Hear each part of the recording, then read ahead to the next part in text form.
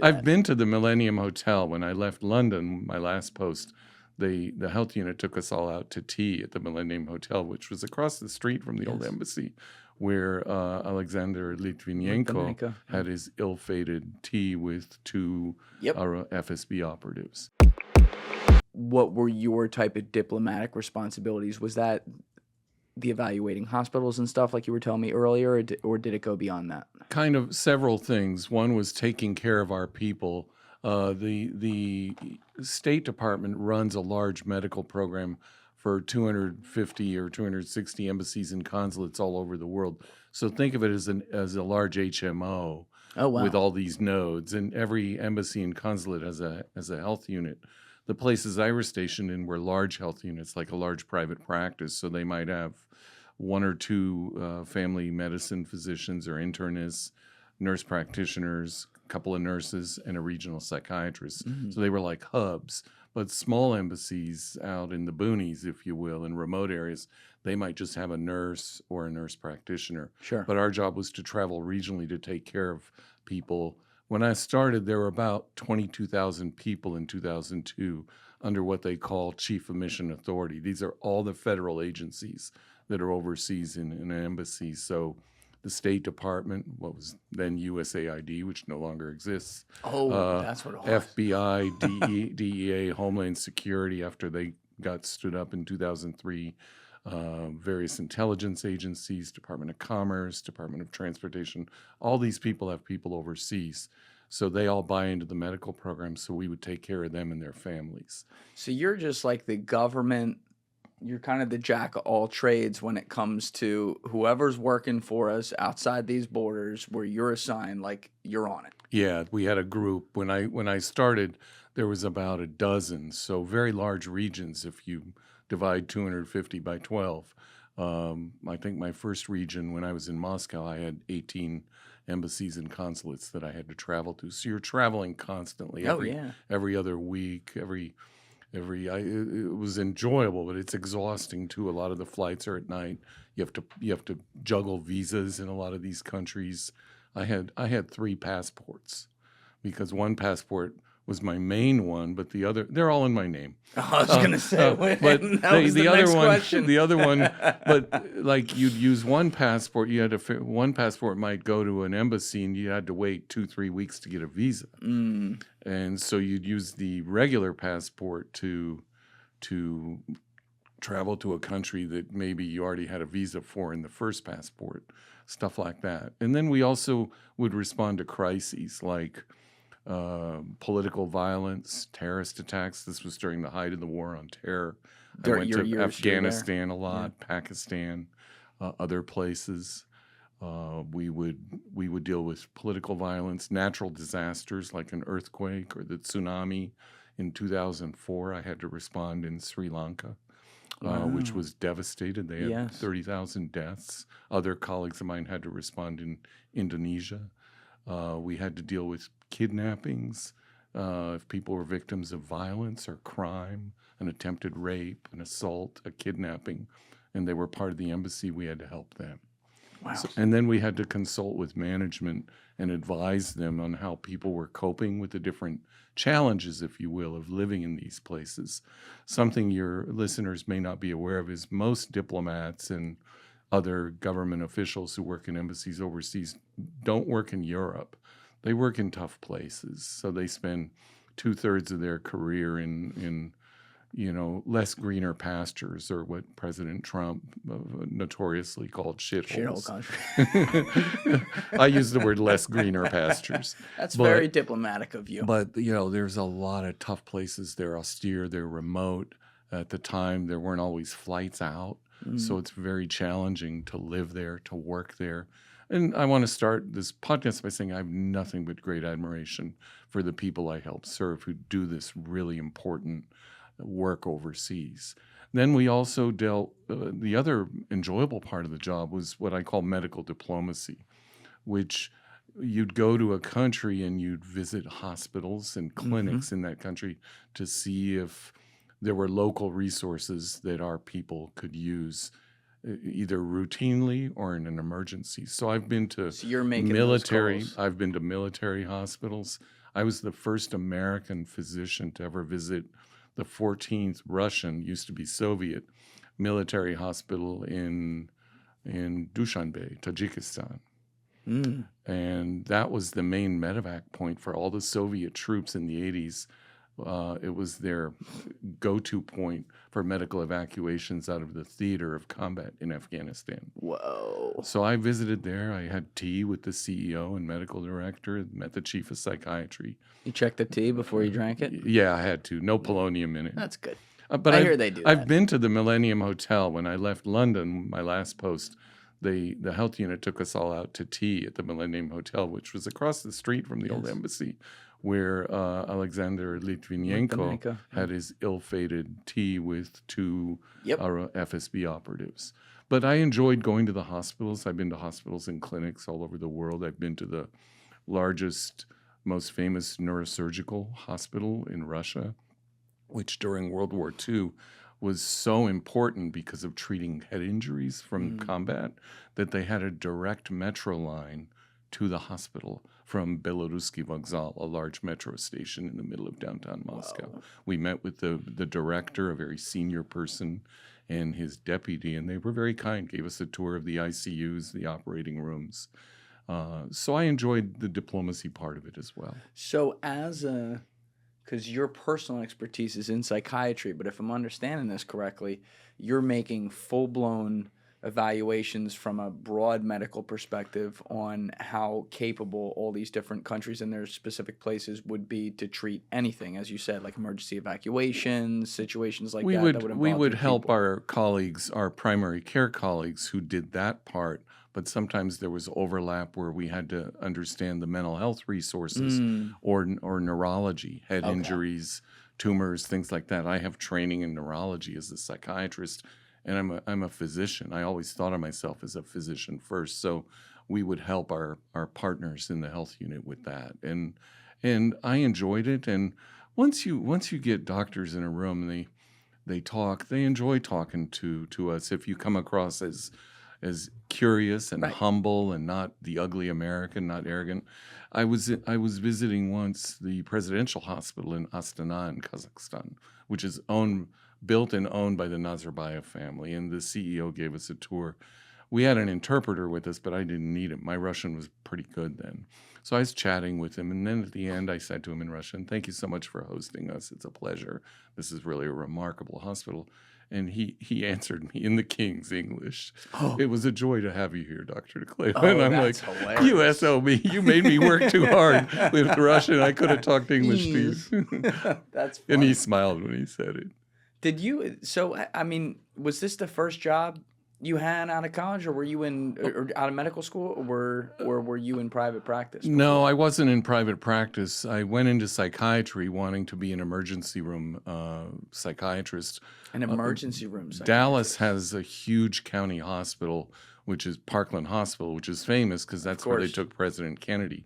But at the time, it had one of the largest psychiatric emergency services in the country, along with places like Cook County, LA County, Bellevue in New York.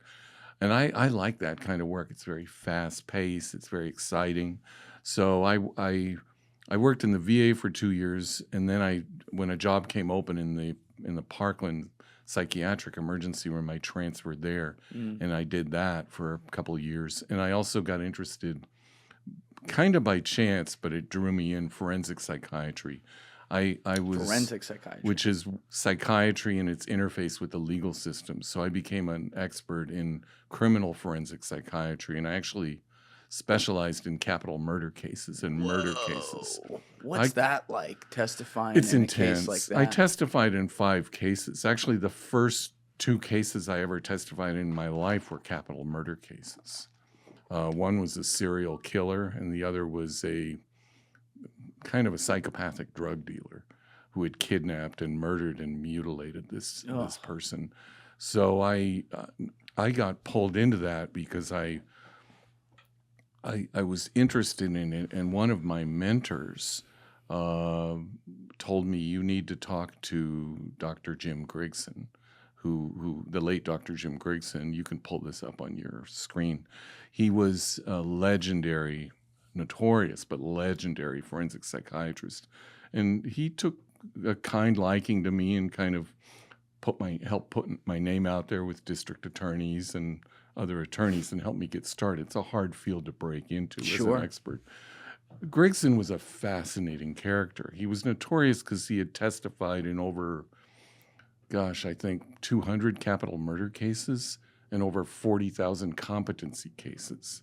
40,000. Yeah, competency to stand trial. And There's only 365 days in a year. well, he'd been doing it for a long time. And he was a good old boy from East Texas whose family was in the tombstone business. And he and his brother played poker to pay their way through college. Nice. Grigson was incredibly street smart. He was a brilliant guy.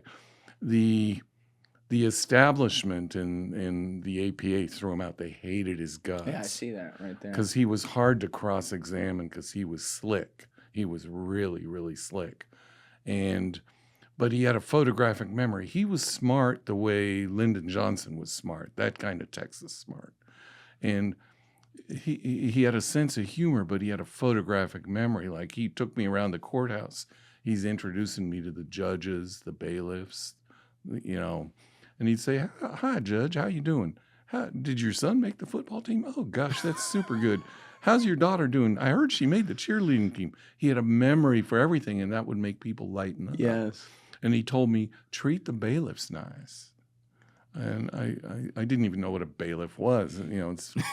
They work in the court and they help process. You never watched Judge Judy? Yeah, well, later. Yeah. But the bailiffs are responsible for the movement of prisoners in and out of the courtrooms. That's right. And if you're not nice to them and you go in there with the judge's order or a defense attorney says, "I want you to evaluate the client," they're like, "We can't find him.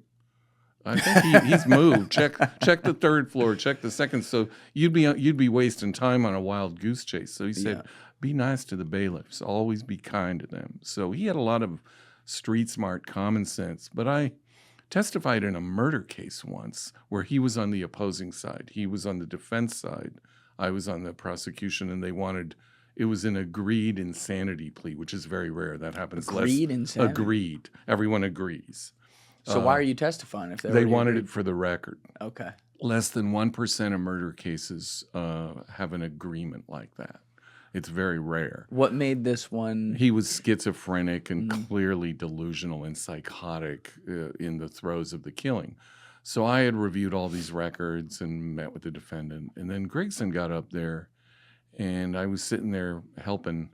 They really weren't going to cross-examine him. It was just for the record. But I was listening. And they asked him, "Dr. Grigson, please tell us what records you reviewed." He goes, "I never reviewed any." And I was like, because most forensic psychiatrists will review a packet that's given to you, crime scene reports, mental health reports, school records, any data that may help you understand the mindset and the health of the evaluee. Grigson said, "I just know what he's been charged with. I go talk to him." Well, I said, either he's lying or there's something else going on. And then I figured it out.